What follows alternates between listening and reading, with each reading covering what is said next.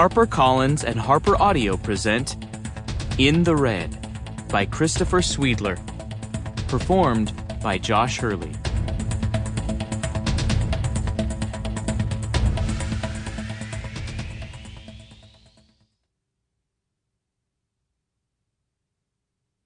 Chapter 1.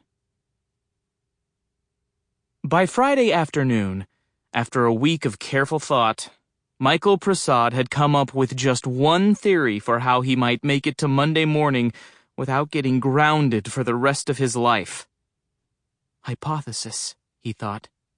Parents might be so excited to find out you've succeeded at something that they forget they said you absolutely, positively, under no circumstances were allowed to try.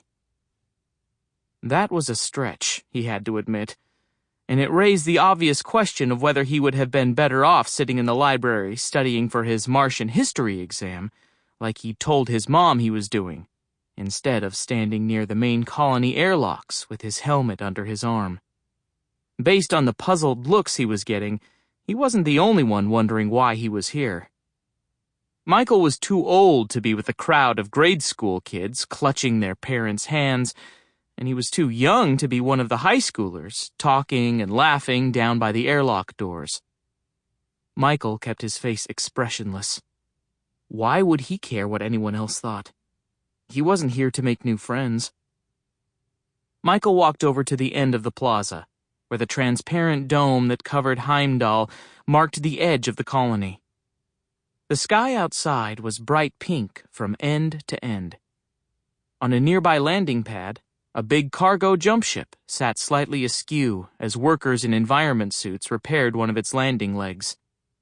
Little mounds of red sand piled up like anthills against the base of the dome, shifting back and forth in the wind. He reached out and pressed his fingers against the smooth, icy cold surface of the dome. The transplastic bent slightly at his touch. And when he pulled his hands back, 10 small indentations remained. Slowly, the material stretched back into its original shape, leaving no sign that it had ever been disturbed. "You can touch it?"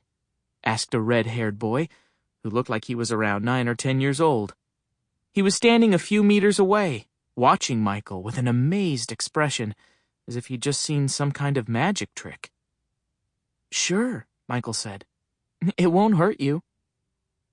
The boy reached out and ran one finger over the surface of the dome. He pulled it back quickly and rubbed his hand against his pants. "It's cold." "Well, it's -60 outside," Michael said. "I've only been outside twice," the boy admitted, "but I've done a lot of simulations." "You'll be fine," Michael said, because he knew this was the sort of thing he was supposed to say to a kid who was nervous about taking the suit test. The boy nodded, clearly reassured. But all of this felt backward to Michael, as if he were in some kind of alternate universe. Someone was supposed to be here reassuring him, not the other way around. "How old were you when you went outside for the first time?" the boy asked. 6. The boy's eyes went wide. Even in Heimdall, most 6-year-old kids were playing soccer or swimming in the colony pool, not going out onto the surface. Of course, most kids didn't have Manish Prasad for a father. Michael was pretty sure if they'd made environment suits for toddlers, his dad would have taken him outside before he could walk. He'd gone with his dad on dozens of hikes and camping trips, from Mount Olympus to Valles Marineris and everywhere in between. At this point, all of those trips out on the surface were a jumbled blur, except for the very last one, 2 years ago. That one was still crystal clear. The boy nodded at the high school kids. "Are you with them?" "No," Michael said, his face flushing. "They're taking the advanced suit test."